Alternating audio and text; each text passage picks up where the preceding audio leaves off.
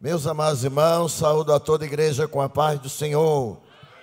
Querido Deus, eterno Pai, seja louvado, exaltado, engrandecido o teu nome, Senhor. Somos gratos a Ti pelo privilégio de estarmos na Tua presença mais uma vez para Te adorar, na beleza da Tua santidade, para ouvirmos a Tua palavra. Usa o Teu Filho em Tuas mãos, Senhor, mais uma vez, fala conosco pela Tua palavra. Encha-nos de graça e do Espírito Santo, em nome e por amor de Cristo Jesus. Amém. Sentar, irmãos amados.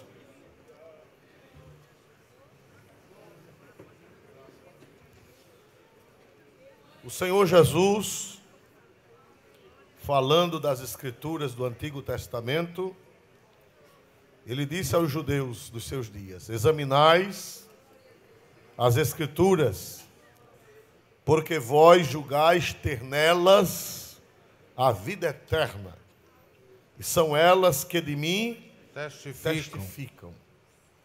Quando Jesus disse isso, não havia nenhum versículo do Novo Testamento. Tudo era Antiga Aliança. O Novo Testamento é o comentário, inspirado pelo Espírito Santo do Antigo, a explicação do Antigo. E meus amados irmãos, hoje nós vamos continuar, estamos caminhando para o término das meditações em Cantares, onde aquele livro testifica de Cristo, testifica do relacionamento entre Cristo e a sua igreja, um esposo e uma esposa, um noivo e uma noiva, e um relacionamento íntimo, assim como de marido e mulher. Evidentemente que no âmbito espiritual. E aqui, irmãos, em Cantares capítulo 8, nós vemos a noiva falando com o noivo. E ela diz, no versículo 3, por favor. Aliás, Cantares 8:5. Quem é esta que sobe do deserto e vem encostada tão aprazivelmente ao seu amado? Quem é esta que sobe do deserto? Quem é? Vê se vocês aprenderam. Se vocês não aprenderam, está ruim. Está terminando o livro, não aprendeu? Quem é esta que sobe do deserto encostada ao seu amado? A igreja. A igreja. Quem é o amado da igreja? Jesus. Jesus. Crente só presta encostadinho a Jesus. Amém? Na visão profética foi vista a igreja subindo do deserto, aprazivelmente quer dizer com prazer, com alegria, encostada ao seu amado. O que é que eu aprendo? Eu aprendo que o crente deve viver encostado a Cristo. Para nós, Cristo não é como uma religião. Nas religiões, as pessoas elas vão para os templos, elas adoram seus deuses, mas quando termina a reunião, quando termina o culto daquele Deus ou daquela deusa, eles vão embora e o Deus ficou para lá. É verdade ou não é, irmãos amados? Tem mais nada a ver, vem, presta. Eles dizem assim: já fiz a minha obrigação. Já ouviram essa expressão? Alguém já ouviu essa expressão? Já fiz a minha obrigação. Agora eu posso virar bicho na capoeira. Glória a Deus. Não, o cristão é diferente. O cristão, ele vive aprazivelmente encostado ao seu amado. Quando nós saímos da igreja, nós vamos aprazivelmente encostados em quem? Encostados em quem, meus amados irmãos? Em Jesus Cristo. Ele é a nossa força, Ele é a nossa vida, Ele é a pessoa inseparável. Inseparável. Jesus é inseparável. Nós vivemos encostados nele, colados nele, grudados nele, de dia e o que mais, meus amados irmãos? De noite. Jesus é quem guia nossos passos, é quem guia nossos pensamentos, é quem guia nossas atitudes, nossas ações, nossas palavras, nossos relacionamentos. Ele está encostado, ele não ficou preso na igreja. Ele não ficou lá num relicário, num sacrário. Ele não ficou preso lá. Nós andamos com ele de dia e de noite, aprazivelmente encostados. Amém? Então, meus amados irmãos, nós vemos aqui em Cantares, capítulo 8, que no versículo 5 tem uma linha B. Vamos ver aí, depois do amado, da palavra amado. Debaixo de uma macieira te despertei. Ali esteve tua mãe com dores. Ali esteve com dores aquela que te deu à luz. Debaixo de uma macieira te despertei. Os irmãos sabem que lá em Cantares 2 e 3, Jesus é comparado com uma macieira. Vamos ver Cantares 2 e 3. São figuras de linguagem.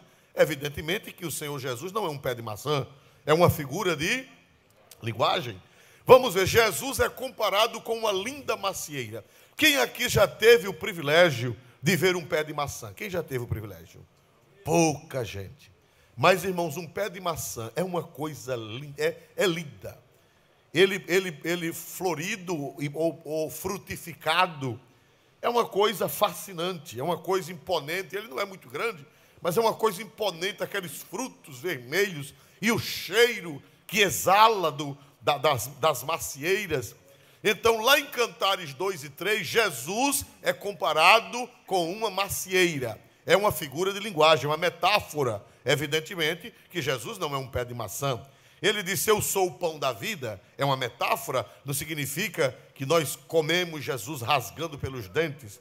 Ele disse, eu sou a videira, o que, meus irmãos? Verdadeira. Verdadeira, não é que ele é um pé de uva, mas há uma metáfora, há uma analogia para explicar por que Jesus é uma videira. Ele é a oliveira verdadeira, ele é a água da vida. Tudo isso são metáforas, são figuras de linguagem. Ele disse, eu sou a porta. Foi assim ou não foi que ele disse? Quem entrar por mim, salvar-se. Evidentemente que Jesus não é uma porta de vidro, nem uma porta de madeira. Cada metáfora dessa tem uma explicação. Glória a Deus. Então, lá em Cantares, Jesus aparece como uma linda macieira. Capítulo 2, versículo 3 de Cantares. Qual a macieira entre as árvores do bosque, tal é o meu amado entre os filhos. Qual a macieira entre as árvores de quê, irmão? Do bosque. O bosque, irmão, é uma floresta. E floresta não é lugar de macieira. Macieira é uma planta domesticada que não nasce no bosque. O bosque é lugar de árvores brutais, de árvores infrutíferas. A floresta é lugar de outras árvores. E a macieira em Cantares aparece no meio de quê, irmãos? No meio de um bosque selvagem aparece uma macieira. O que é que significa isso? O bosque selvagem é o mundo, o bosque grotesco é a humanidade, as árvores feias do bosque grotesco somos nós, e no meio dessas árvores do bosque, Deus mandou Jesus, a linda macieira, para se destacar no meio delas. Aleluia! Então, no meio do bosque bravio, no meio de uma floresta de árvores não tão belas, aparece a linda macieira. Jesus é a macieira pela sua essência, pelo seu cheiro, pela sua beleza, pelo seu caráter, pela sua santidade, pela sua divindade, pela sua glória, pela sua majestade, pelo seu poder, pela sua unção, pela sua maravilha. Jesus é a macieira no meio das árvores do bosque. Quem pode dar glória a este Jesus maravilhoso? Ele se destaca de todos. E o profeta, quando volta para Cantares 8, diz que no pé da macieira é o lugar de dar a luz. É o lugar que a mãe dá a luz, no pé da macieira. Por favor, debaixo de uma macieira, prossiga esse versículo 8 e 6 e 5 de Cantares. Debaixo de uma macieira te despertei. Ali esteve tua mãe com dores. Ali esteve com dores aquela que te deu à luz. Muito bem. Debaixo de uma macieira te despertei. Meus irmãos, parece um paradoxo despertar Jesus. Porque Jesus não dorme. Mas muitas vezes, irmão, parece que o Senhor dorme. Parece que tem um tempo de paradeiro. Parece que tem um tempo de coisas contrárias. Parece que tem um tempo de adversidade. Parece que o Senhor está dormindo. Como no barco. Vocês estão lembrados no barco no Mar da Galileia?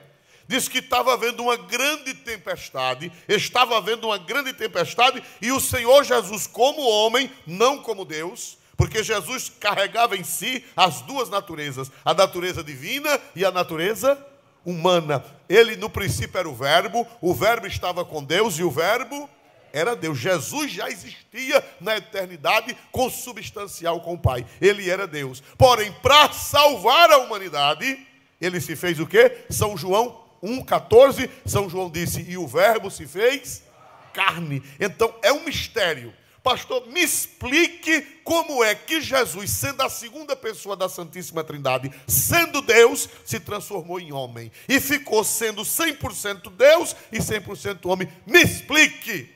E eu vou fazer como crente que o pastor Genival estava numa cruzada, num culto de rua, e um irmão foi pregar, coitado, e atrapalhou-se e disse, meus amigos, vocês tenham cuidado com a pompiciência da carne. A pompiciência dos olhos. O nome não é pompiciência, o nome é concupiscência. Só que o bichinho, a leitura pouca, disse pompiciência. Aí ele mesmo ficou desconfiado e disse, aí talvez o amigo diga, pregador, e o que é pompiciência? E eu respondo, sei não. Então estou quase como aquele pregador. Mas irmão Genivar sabe, ele disse que irmão Genivar sabe. Então, irmãos, porque nem eu posso explicar e nem ninguém pode explicar como é que o Verbo de Deus se tornou carne. O Deus eterno, o Deus criador, porque Jesus é o Deus criador. A Bíblia diz em João capítulo 1 que todas as coisas foram feitas por Ele. E em Hebreus e em Colossenses diz que nele todas as coisas subsistem. E em Hebreus diz que Jesus é quem sustenta o cosmos, é quem sustenta o universo. Aleluia! Como é que um Deus desse, a segunda pessoa da Trindade, se transforma em carne? E assume a natureza humana, continua sendo Deus e continua sendo homem. 100% Deus e 100% homem. E como o homem se cansa, e como o homem come, e como o homem dorme, e como o homem tem sentimentos humanos, sem deixar de ser Deus. Pastor, me explique isso. Não dá para explicar, porque o próprio apóstolo São Paulo, ele disse que é mistério. Na primeira carta de Paulo a Timóteo, capítulo 3, versículo 16. Põe na tela, na Trinitariana, na ACF. Na ACF explica melhor, glória a Deus, se for possível. 1 Timóteo 3,16, na ACF, glória a Deus. Na nossa Bíblia diz, aquele que se fez carne. 1 Timóteo 3,16, ACF, Almeida Corrigida Fiel. Essa explica melhor, glória a Deus. Olha aí. E sem dúvida alguma, grande é o mistério da piedade. Deus se manifestou em carne. Pronto. Olha aí. Olha aí que coisa linda nesse texto. Por que é que não dá para explicar? Como é que Jesus é 100% Deus e 100%? Por que não dá para explicar? Paulo diz por que não dá para explicar. Leia de novo.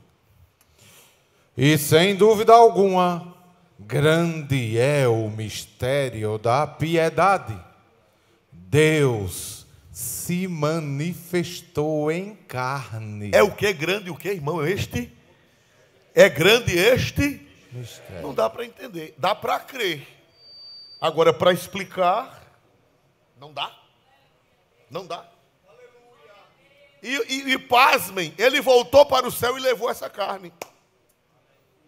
Porque a Bíblia diz que Jesus lá no céu não perdeu a humanidade. Ô pastor, e depois que Jesus ressuscitou, ele não perdeu a humanidade dele não evaporou, a humanidade dele não acabou-se depois que ele cumpriu a obra, depois que ele ressuscitou, a matéria, a parte material humana de Cristo não se desfez não? Existe uma seita herética que anda de porta em porta, diz que o corpo de Jesus não ressuscitou. Eles dizem que o corpo de Jesus se desfez em gases. Uma seita que anda de porta em porta, acho que vocês conhecem, né? Com a sombrinha, com as pastas, glória a Deus. Não vou citar nome porque vocês sabem. Eles dizem que o corpo de Jesus se desfez na sepultura. Se transformou em fumaça. Diz que na hora da ressurreição, diz que fez... E Jesus desapareceu. Mas sabe o que é que Paulo diz? Que Jesus ressuscitou, que Jesus subiu ao céu e está como homem sentado à mão direita de Deus. 1 Timóteo 2:5, isso não está no nosso script, mas está chegando e alguém está precisando. 1 Timóteo 2:5. Primeira carta de São Paulo a Timóteo 2:5. Porque há um só Deus e um só mediador entre Deus e os homens, Jesus Cristo, homem. Dá para dar um glória para ele, irmão? Subiu para o céu, está sentado à mão direita de quem? De Deus, intercedendo. A Bíblia diz que ele é o único mediador entre Deus e quem? E não tem outro, não tem Pedro, não tem João, não tem Maria, não tem José, não tem Benedito, não tem Antônio. É o único mediador entre Deus e os homens, Jesus Cristo. Mas que Jesus Cristo é este? Homem.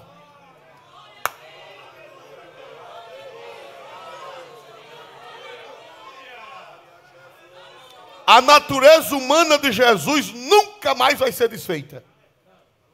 Nunca mais. NVT, como é que diz na NVT? Pois há um só Deus e um só mediador entre Deus e a humanidade, o homem Cristo Jesus. O homem. Lá no céu Jesus tem cabelo. Lá no céu Jesus tem dente. Lá no céu Jesus tem mãos. Lá no céu Jesus tem pés. Lá no céu Jesus tem coração. Lá no céu Jesus é Deus e é homem.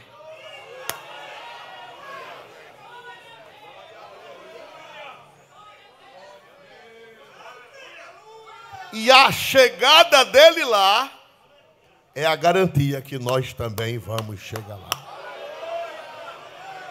Quem pode dar glória para este Cristo maravilhoso? Levante as duas mãos e diga glória a Jesus. Dê glória a Jesus, porque Ele é verdadeiro Deus. Glória. E verdadeiro homem. Amém? Então, irmãos, Jesus, como homem ele cansou, como homem ele dormiu na popa do barco, como homem ele teve sede, foi assim ou não foi? Quando ele chegou na beira do poço de Jacó, que foi que ele disse à mulher samaritana? Que foi que ele disse? Dai-me de beber, porque tenho sede. E a Bíblia diz que ele estava cansado. Foi assim ou não foi? Cansado de viagem. E muitas vezes o Senhor parece que está dormindo. Mas o que é que nós devemos fazer nas dificuldades, quando o Senhor estiver parecendo dormindo? Que Ele não está dormindo, porque o guarda de Israel não dorme. O que nós devemos fazer? Vamos ver São Marcos 4:38. São Marcos 4:38.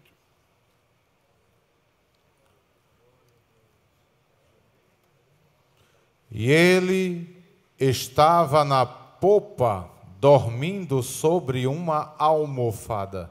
Salmo 144, 23. Salmos, se não houver equívoco. Salmo 144, 23. Não tem. É Salmo 44, 23.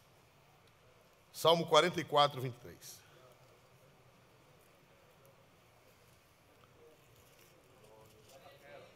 Desperta, porque dormes, Senhor. Acorda, não nos rejeites para sempre.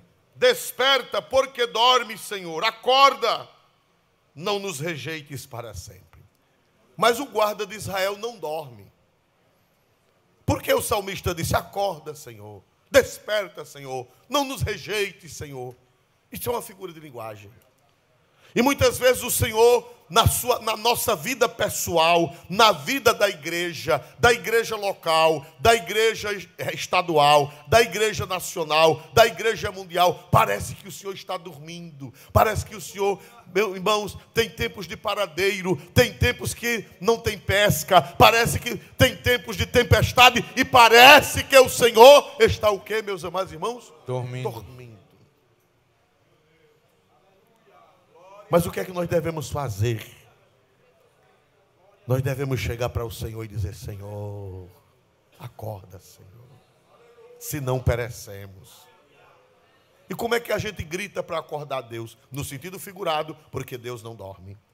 Como é que a gente acorda Deus? Como é que a gente acorda Deus? Através das orações. Vamos ver o Salmo 34, versículo 4 e 5. Salmo 34, 4 e 5, por favor. Glória a Deus. Busquei ao Senhor e Ele me respondeu, livrou-me de todos os meus temores. Olharam para Ele e foram iluminados, e os seus rostos não ficarão confundidos. Amém. Busquei ao Senhor e Ele me respondeu. Simão, se tiver quem ore, se tiver quem dobre o joelho clamando: Senhor, desperta, o Senhor vai despertar e vai responder. Aleluia. Se tiver quem clame, o Senhor vai responder. É balançar a macieira. Quando você balança uma árvore, o que é que acontece? Quando você balança uma árvore carregada de frutos, o que é que acontece? Quando você balança a árvore, os frutos caem. Como é que a gente balança a árvore da nossa macieira? Como é que a gente balança a nossa macieira? Oração. Através de quê, meus amados irmãos? Da Oração. Pode clamar que a macieira vai derramar os frutos, ela vai derrubar os frutos e você vai comer a bênção. Amém. Meus amados irmãos, vamos voltar para Cantares. É para que nós entendamos Cantares com maior precisão, os detalhes. Vão anotando na Bíblia. Glória a Deus. Vamos voltar para Cantares 8 e o versículo de número 5, debaixo de uma macieira, prosseguindo, por favor. Debaixo de uma macieira te despertei. Ali esteve tua mãe com dores. Ali esteve com dores aquela que te deu a luz. O que é que eu aprendo, irmão? Que para dar luz, para gerar filhos espirituais, para gerar novos convertidos, para gerar fruto na vida dos crentes, para gerar vida, tanto nos de fora como nos de dentro, é necessário dores de parto. Diz que a mãe, quem é a mãe? Nós aprendemos nas outras aulas, quem é a mãe? Quem é a mãe? A igreja.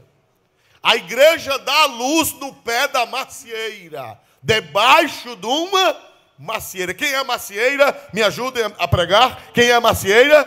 Cristo. E a Bíblia diz que no pé da macieira é que a mãe dá luz. Mas ela dá luz com o quê? Dores. Debaixo de uma macieira te despertei e ali esteve tua mãe com dores. Irmão, para você ter uma igreja que divida, para você ter uma igreja que dá luz, para você ter uma igreja frutífera, para você ter uma igreja cheia do Espírito Santo, para você ter uma igreja equilibrada, para você ter uma igreja viva, é preciso que alguns paguem o preço com dores. Não se dá luz sem dores. Hoje, com a modernidade, é uma intervenção da modernidade, as mulheres dão a luz sem dores, através de injeções, através de anestesias, através de procedimentos cirúrgicos. A mulher dá a luz sem dores, mas naturalmente não dá a luz sem dores. E por sinal, a medicina moderna está tentando evitar cesariana. Está tentando evitar, não sei. Não é assim, doutor? Está tentando evitar, é verdade? Querem agora que as mulheres deem a luz o quê? De parto normal. Eles chamam de humanizado, né? Porque é mais saudável. É mais saudável, mais benéfico para a mulher, menos agressivo, dói na hora, agora na hora dói. As irmãs riram, glória a Jesus. As irmãs riram. Mas é mais saudável, a medicina está dizendo que é mais saudável. Eles hoje só fazem parte cesariana no último momento, se não tiver jeito. Porque o que Deus inventou, por mais doloroso que seja, ainda é melhor. Mas, irmão, para você gerar, o que é que eu aprendo aqui? Que para gerar filhos espirituais, para gerar vidas para Deus, é com dores. É preciso renúncia, é preciso jejum, é preciso oração, é preciso meditação, é preciso evangelização, é preciso correria, é preciso busca de Deus. Para você ver uma igreja com vida, para você ver uma igreja, se for só uma religião é fácil. Se for só um grupo religioso é fácil. Agora, uma igreja viva, uma igreja nascida de novo, uma igreja nascida do Espírito, irmão, é com dores. Os líderes sofrem dores. Os pais sofrem dores pelos filhos. Os pais sofrem dores pelos filhos. As mães sofrem dores pelos filhos. Os avós sofrem dores pelos netos. O pastor sofre dor pela igreja. O dirigente da congregação sofre dores. Sem dores não vai haver vida. Debaixo de uma macieira te despertei, e ali esteve tua mãe com dores de parto. Aleluia. Está aqui. Glória a Deus. Glória a Deus. Viva. A Viva diz diferente. Liga da Bíblia Viva. Foi debaixo da macieira, onde sua mãe sofreu para trazer você ao mundo. Foi ali que eu acordei o seu amor. Foi debaixo de uma macieira que sua mãe sofreu. Igreja verdadeira sofre. Igreja que tem um objetivo sublime de ganhar almas, ela sofre. A nossa mãe igreja, ela sofre, ela paga o preço. Às vezes a pessoa diz assim, eu vou montar uma igreja. Às vezes passa numa igreja séria, vê a igreja cheia. Se eu vou montar uma igreja também, aí chega lá, monta. É dois trabalhos, monta e desmonta. Porque gerar vidas espirituais, irmão, é com dores. É com sofrimento, é com renúncia, é com perseguição, é com incompreensão, é com coisas contrárias, adversidade. Irmão, quem foi o apóstolo que mais ganhou alma? Me ajude. Quem foi o apóstolo que mais ganhou almas para Deus? Paulo, São Paulo. Vocês não sabem disso? Disseram da boca para dentro. Quem foi o apóstolo que mais ganhou almas? São Paulo. O apóstolo São Paulo. Mas foi o que mais sofreu, irmão. Ganhar alma não é chegar numa esquina, alugar um salão e montar uma igreja, não. Botar um microfone e botar umas lâmpadas bonitas. Não, irmão. Igreja mesmo de verdade, igreja com vida, é sofrimento, é lágrima, é jejum, é oração, é santificação, é renúncia, é lágrima, é ralar os joelhos no chão, nos pés do Senhor Jesus. Vamos ver isso. Vamos ver isso em Gálatas. Vamos primeiro para 2 Timóteo 2:10. 2 Timóteo 2:10. O apóstolo São Paulo falando sobre o seu trabalho evangelístico, sobre o seu trabalho de fundar igrejas. 2 Timóteo 2:10. Olha aí. Portanto, tudo sofro por amor dos escolhidos, para que também eles alcancem a salvação que está em Cristo Jesus, com glória eterna. Portanto, disse Paulo, tudo sofro por amor de quem, meus amados irmãos? Dos escolhidos. Dos escolhidos. Para que também eles alcancem o quê? A salvação que está em Cristo Jesus com glória eterna. Ele disse que para alcançar os escolhidos, para alcançar as almas que Deus preparou para salvar, ele disse tudo o que, irmão? Ele disse, a minha vida não é boa, a minha vida é surfando na onda. Foi assim que ele disse, o apóstolo São Paulo? Ele disse, tudo sofro por amor dos escolhidos. Você vê um pastor de paletó, um pastor com P maiúsculo. Não estou falando de pastel. Eu estou falando de pastor. Você vê um pastor, irmão, um pastor com P maiúsculo, chamado por Deus, que existe muitos, graças a Deus, existe muitos na face da terra. Não existe só um nem dois, não. Tem 7.000, é assim que a Bíblia diz? 7.000 que não dobraram os joelhos a Baal. Quando você vê um pastor verdadeiro, você não sabe os sofrimentos, as lutas, as aflições, as contradições, as tristezas, as amarguras que ele passa para poder gerar vida, para poder gerar no reino, para poder gerar a glória, para poder gerar o equilíbrio, para poder gerar unção. Paulo disse: tudo sofro por amor dos escolhidos, para que eles alcancem a salvação que está em Cristo Jesus com glória eterna. E o pior é que o pastor não pode dizer. O pastor não pode chegar no púlpito e contar: olha, irmão, hoje eu passei isso, hoje eu passei aquilo, hoje eu passei aquilo outro. Não pode. Ele tem que chegar bonito, bem vestido, perfumado. Tem que tomar banho, senão, quando der um abraço do povo, o povo cai, glória a Jesus. E fazendo de conta que tudo está bem.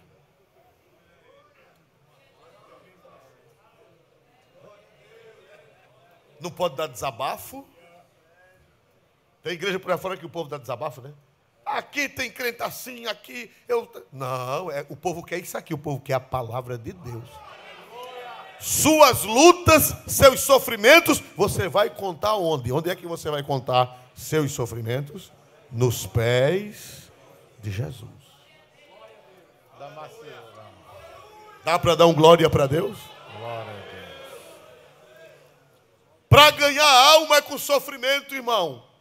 Ser pastor não é um carro bonito, não é uma gravata bonita. É verdade que precisa de um veículo, senão não anda. É verdade que precisa de uma roupa decente, porque ele representa a comunidade. É verdade que precisa de um sapato digno. É verdade que precisa da feira. Mas ser pastor não é isso, não.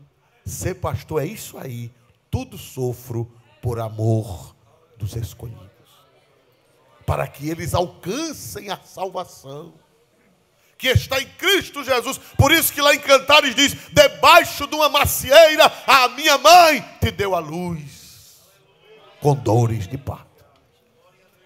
Vamos agora para Gálatas 4:14. Gálatas 4:14. Perdão, Gálatas 4:19. Desculpe-me. Perdão, Gálatas 4:19. Ajeita aí. Glória a Deus.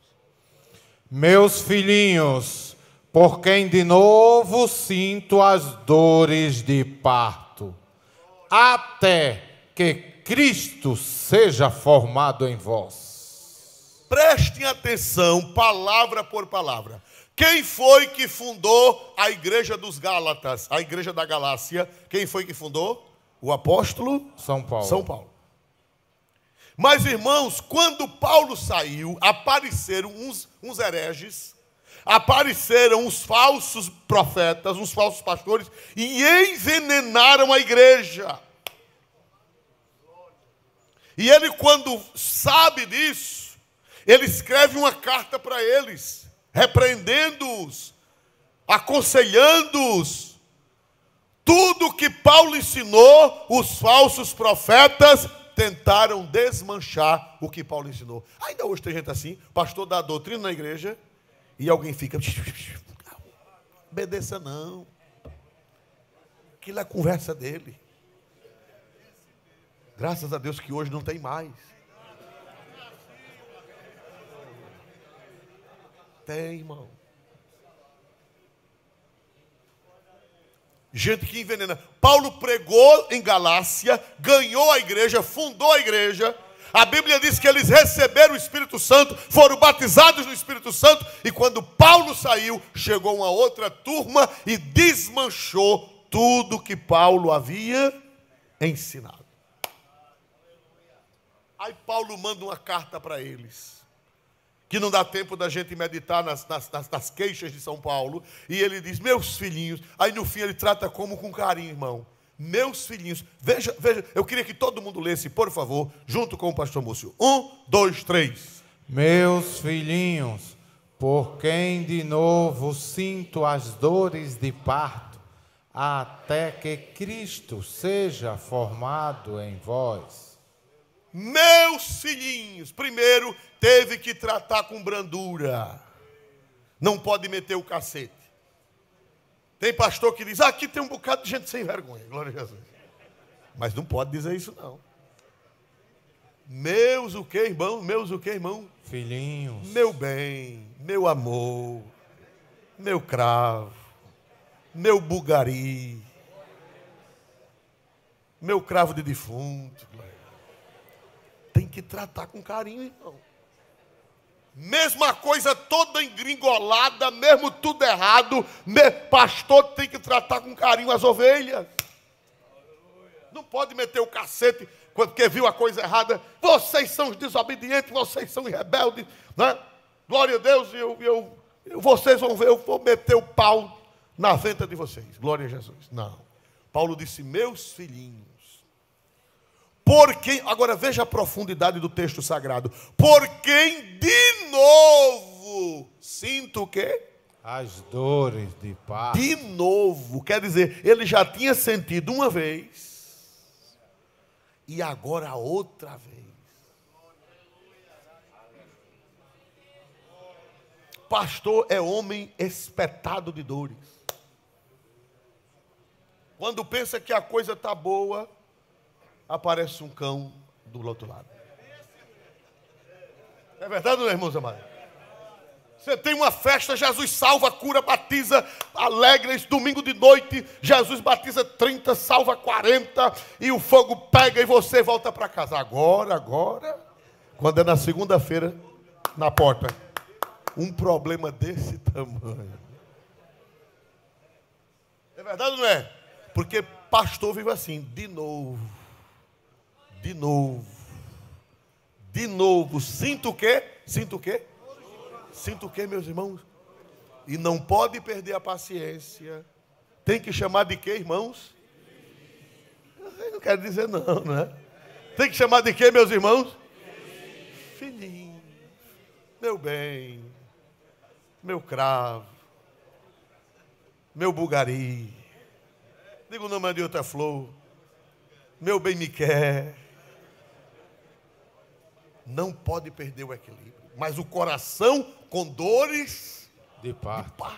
De novo. De novo. A nossa igreja, pela graça de Deus, tem vitória, porque nós somos orientados pela Sagrada Escritura, e quem pode dar glória ao nome do Senhor Jesus na Assembleia de Deus, só erra quem quer. Que doutrina tem? Gerar vida, gerar avivamento, gerar despertamento é dor para os ministros, é dor para os pais de família, é dor para as mães de família, é dor para a dirigente do círculo de oração, é dor para a dirigente do departamento de senhoras. Cadê o departamento das senhoras? Cadê a dirigente do departamento de senhoras? Olha aí. Dói um pouquinho para tomar conta delas? As bichinhas ficaram tão desconfiadas, para não dizer. Dói. Para tomar conta do conjunto das crianças, dói, dor de parto. Para tomar conta de uma classe de escola dominical, dói. Dói ou não dói, irmãos amados? Dói. Para ser porteiro, dói. Lá em Delmiro Gouveia tinha um velhinho porteiro, que ele bem velhinho, né? E o menino fez traquinagem, ele foi repreender o menino deu um chute na canela do velho. Aí o velho fez, Aí o menino disse, papai não é.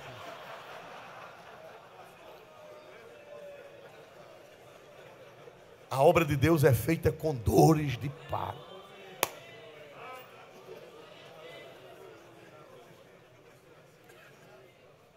Quem pensar que ser pastor, ser dirigente é uma farra, está redondamente com dores.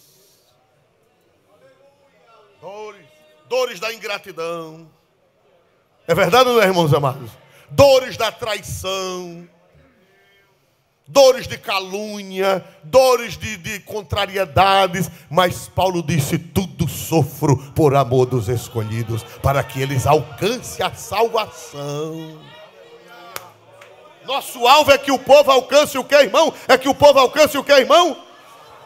eu posso sofrer o que eu sofrer, mas eu quero que no dia que a trombeta tocar, uma multidão suba para o céu pela salvação em Cristo Jesus. Amém? Debaixo de uma macieira te despertei. E ali a tua mãe, a minha mãe, deu à luz com dores de parto. Igreja só é igreja se tiver. Igreja não é farra, irmão. Hoje em dia tem muitos lugares que se dizem igreja, mas não é mais igreja. É um clube para você se sentir bem. É verdade, não é? Eu vou lá para me sentir bem. Quando chega lá, teve uma irmã que deixou a nossa igreja e foi para uma igreja que tinha muita dança. Não dança no espírito, dança ensaiada. Aí eu encontrei com ela, não foi aqui em Maceió não, foi no interior. Apareceu lá uma igreja de dança e ela foi para lá para o ministério de dança. Aí eu disse, irmã, nunca mais eu lhe vi na igreja. Sou pastor. Encontrei com ela na rua. Eu agora estou em outra igreja. Por quê, irmã? Eu sei lá, irmão, lá é tão legal. Eu disse, irmã, por quê? Lá, irmão, o senhor não quer ministério de dança? E eu sou dançarina de nascença. E lá, pastor, estou no ministério de dança, mas é legal, eu danço. Glória a Deus. Eu digo, mas pia mesmo o cão, como é que opera? Glória a Deus. Meu irmão, glória a Jesus. Não tem dor, não, tem dança. Não tem dor, tem dança. Aqui não é dança, aqui é dor. Mas gera vida eterna, gera salvação. Quem pode dar glória ao nome de Jesus Cristo, gera vida eterna. Tudo sofro por amor dos escolhidos, para que eles alcancem a salvação. Aleluia.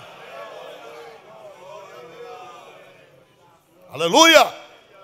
Aleluia, glória a Deus. Bendito seja o nome do Senhor nesta noite.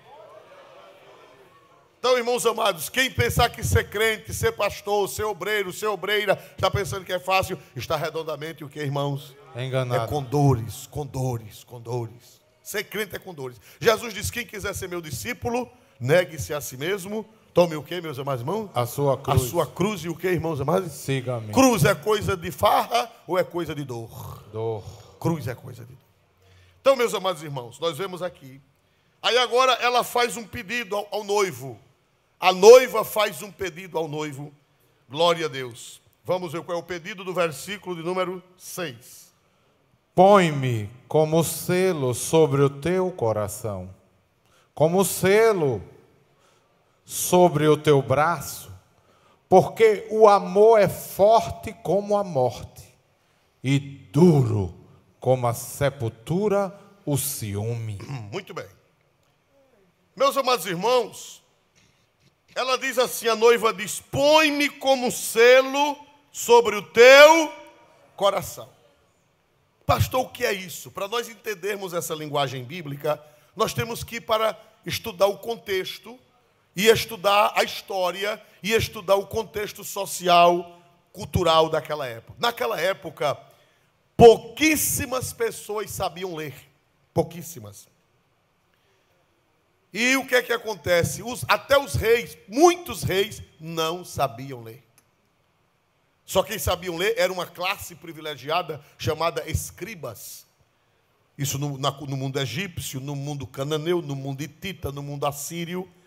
Os escribas, eles sabiam ler e sabiam escrever. Era uma coisa que era como uma profissão que as demais pessoas não se interessavam, porque era dever dos escribas saberem ler e saberem escrever. E o povo não sabia, até rei não sabia ler, nem sabia escrever. Então, o que era que fazia com as pessoas que não sabiam ler nem escrever? Elas mandavam fabricar um selo ou um sinete de metal, geralmente de metal, ia no ourives, e o ourives colocava uma marca naquele metal, colocava um desenho exclusivo para aquela pessoa. E aquele sinete, ou aquele selo, era a sua assinatura. Ele carimbava documentos com aquele selo.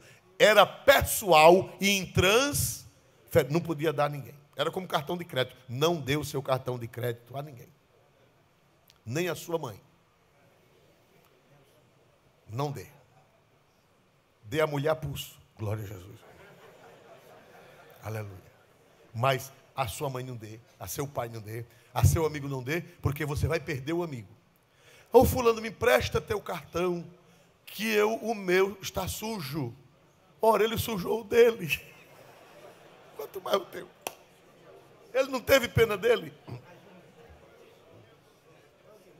Cartão de crédito, escova de dente e esposa não se empresta a ninguém. Então, o selo era um anel ou um pingente. Havia um cordão de ouro, ou um cordão de prata ou de metal, e a pessoa guardava no peito, pendurado no pescoço, e era sobre o peito, ou na mão, ou no braço, ou no dedo, ou no peito, sobre o coração. Era inseparável da pessoa. Quando a pessoa precisava assinar um documento, então a pessoa tirava aquele pingente e assinava, carimbava e depois voltava para o peito, pendurava sobre o seu coração. Então a noiva diz: põe-me como selo sobre o teu coração, como um selo sobre o teu braço. O que quer dizer isso? Ela pedindo ao noivo: olhe, me coloque no seu coração como um selo, como um pingente, como um... Tem um nomezinho outro. Que marca, é uma coisa que marca, mas me fugiu da mente. É o selo que estava o carimbo. Que estava o carimbo. E esse carimbo o dono não se apartava, não guardava numa gaveta, não guardava numa mala, não guardava em nenhum lugar. Era junto da própria pessoa, ou no braço, como um bracelete, ou no dedo, como um anel, ou então pendurado sobre o peito, sobre o coração. O que é que significa isso? Ela pediu que ela ficasse no coração dele como um selo, como um pingente, como um carimbo. Aleluia. Glória a Deus. Irmãos, nós vemos isso no passado. Vamos ver em Gênesis 38, 18. Gênesis 38, 18, por favor. Gênesis 38 e 18, por gentileza. Então ele disse: que penhor é o que te... E ela disse: o teu selo e o teu lenço e o cajado que está em tua mão. O teu selo. Isso aqui foi a viúva do filho de Judá, Tamar, não foi assim, não era Tamar, não é? E ela enganou o sogro, se apresentou como uma meretriz, como uma prostituta, e ele disse: olha, eu não tenho dinheiro para lhe pagar. Eu não tenho dinheiro para lhe pagar. Ela disse: você me dá um penhor. E ele disse: qual é o penhor que você quer que eu lhe dê? E ela disse: se você me dá o seu selo, que é justamente esse pingente, ou era no braço, ou era no dedo, ou era pendurado no pescoço. Você me dá o seu pingente, você me dá o seu lenço, e você me dá o seu cajado como garantia. Mas ele cometeu um erro gravíssimo. Primeiro, porque ele se prostituiu. E segundo, porque ele deu uma coisa inalienável. O selo. Esse selo não podia ser dado. Isso aí dá uma pregação, não dá? Na mão de um pregador? Vão se arrumando aí que eu quero ouvir a pregação. Glória a Deus. A noiva pediu: põe-me como selo sobre o teu coração. Irmãos, o selo no coração é inseparável da pessoa. Ela estava pedindo: Senhor, que eu esteja no teu coração, assim como o selo está em cima do teu peito, que eu esteja dentro do teu coração, Senhor. Inseparável, assim como o selo é inseparável, ou como um bracelete no teu braço, que também era inseparável, ou como um anel no dedo, o sinete no dedo.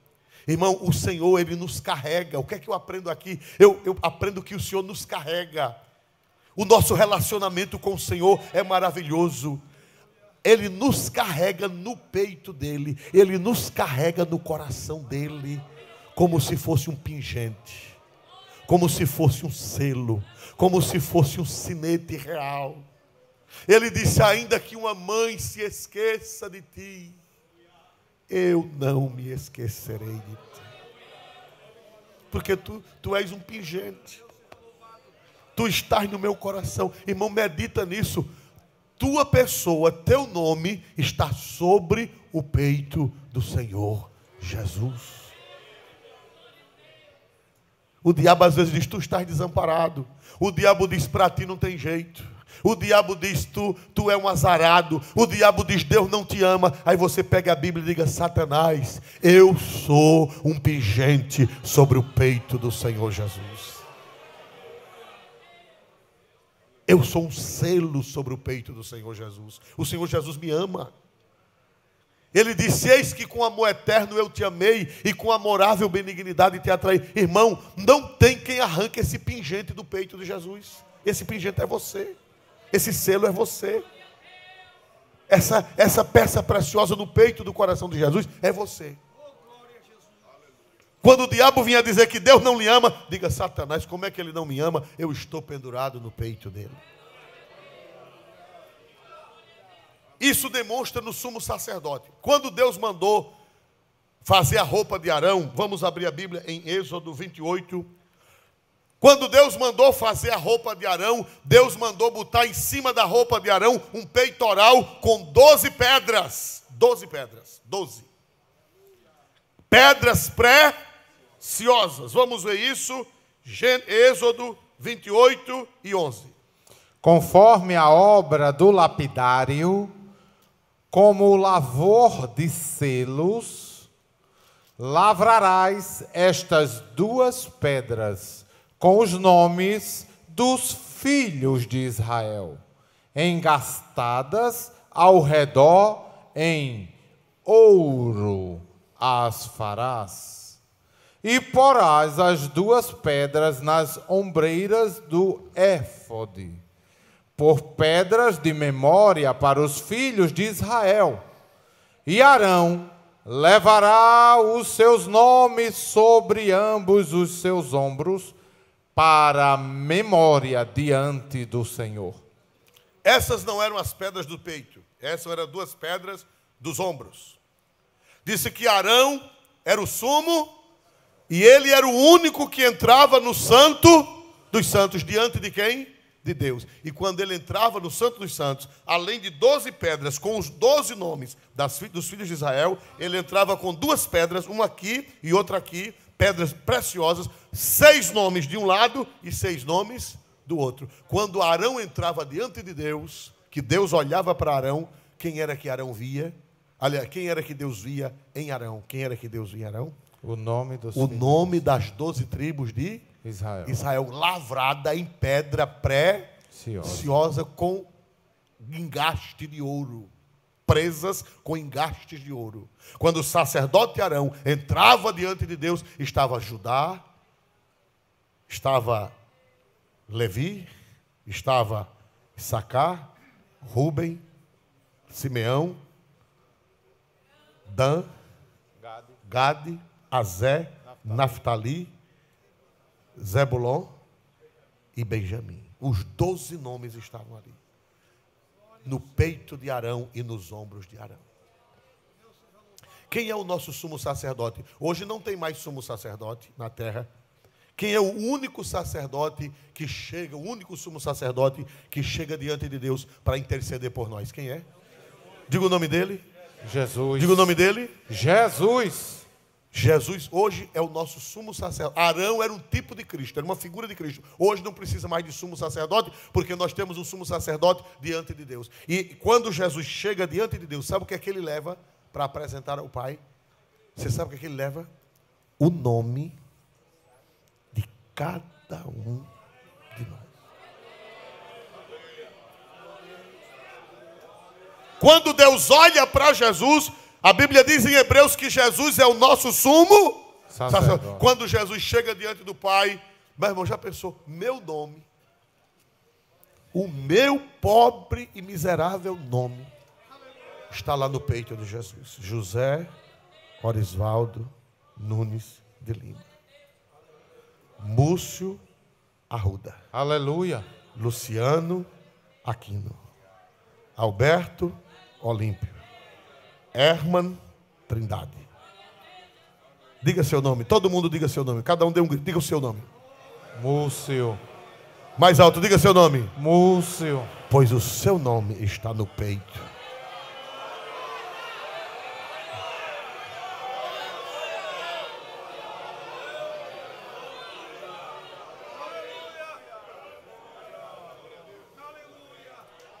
Aleluia. Como selo.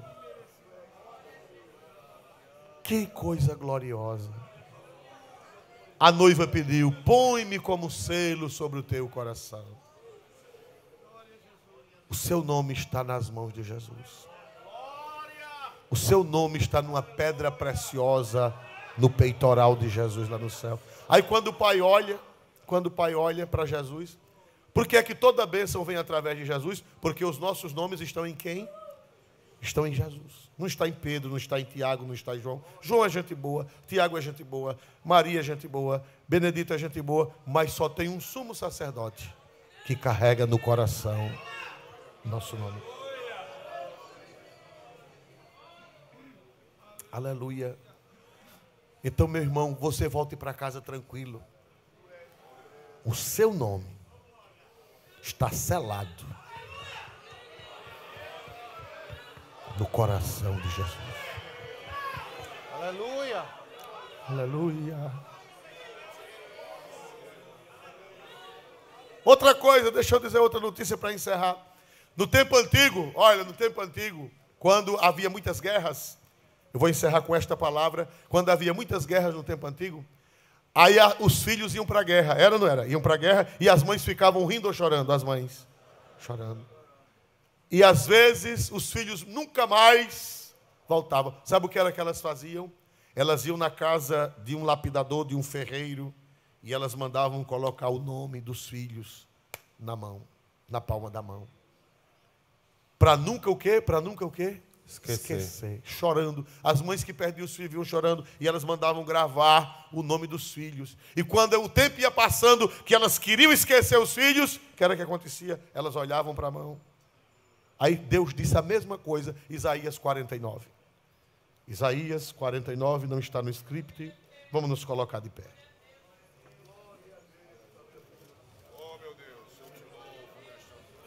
Isaías 49 e 15. Para encerrar, Isaías 49 e 15. Pode uma mulher esquecer-se tanto do filho que cria, que não se compadeça dele, do filho do seu ventre? Mas, ainda que esta se esquecesse, eu, todavia, me não esquecerei de ti. Prossiga. Eis que na palma das minhas mãos te tenho. Nelas deixo estar a minha oração. Tem na internet a letra aí. Vai, volta um pouquinho aqui, glória a Deus. Isaías 49, 15. Pode uma mulher esquecer-se tanto do filho que cria, que não se compadeça dele, do filho do seu ventre, mas ainda que esta se esquecesse, diz o Senhor, todavia não me esquecerei de ti. Aleluia. Versículo 16. Eis que na palma das minhas mãos te tenho Gravado. Na palma das minhas mãos te tenho Gravado. Olha, dá para Jesus esquecer de você? O seu nome está no peito dele, o seu nome está nos ombros dele, e o seu nome está.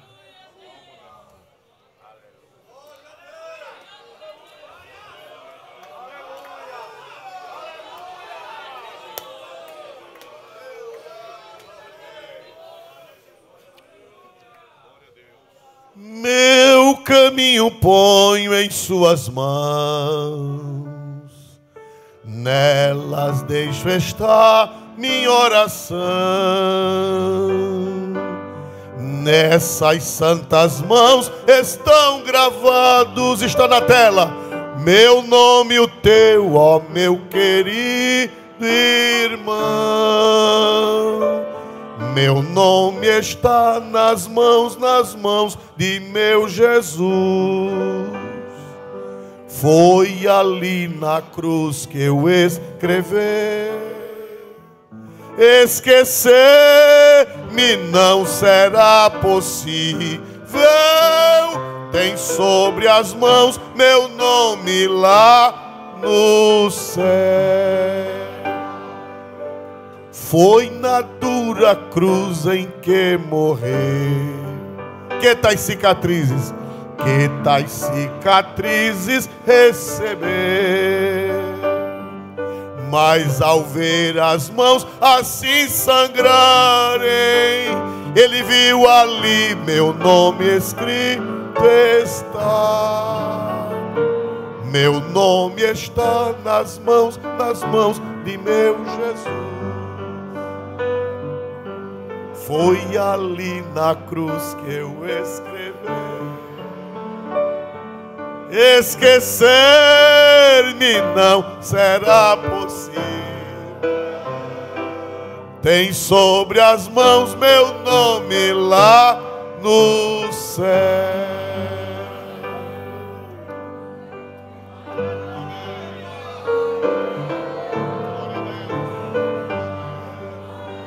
Meu caminho ponho em suas mãos. Nelas deixo estar minha oração. Nessas santas mãos estão gravados meu nome e o teu, ó meu querido irmão. Meu nome está. Cadê a voz da igreja? Foi ali na cruz que esquecer-me não será. Tem sobre as mãos meu nome lá. Foi na dura cruz, foi na dura cruz em que morreu. Que tais cicatrizes recebeu. Mas ao ver as mãos assim sangrarem, ele viu ali meu nome escrito está. Meu nome está. Foi ali na cruz, foi ali. Esquecer-me não será possível. Tem sobre as mãos meu nome lá no céu.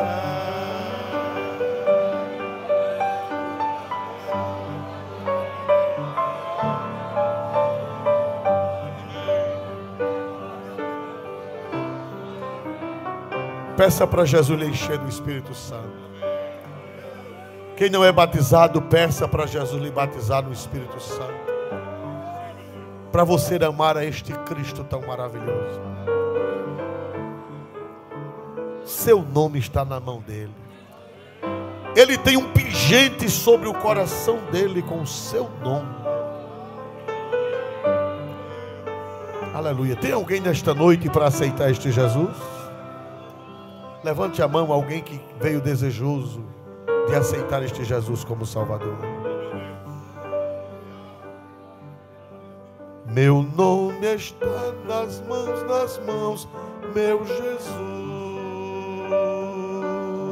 Foi ali na cruz que eu escrevi. Esquecer-me não será possível. Tem sobre as mãos meu nome lá. Terça-feira começa a abertura da nossa festa. Levem pecadores, amigos, levem para ouvir a palavra de Deus, parentes, amigos. E os inscritos durante o dia estejam aqui. Por quê? Porque não cabe todo mundo, irmão. Mas Deus um dia vai dar um templo que vai caber muita gente. Quem crê que Deus ainda vai fazer esse tempo antes da volta de Jesus? Luciano. Domingo, a festa da banda de 70 anos, da nossa banda aqui do Farol. Amém? Louvores de Sião. Glória a Deus.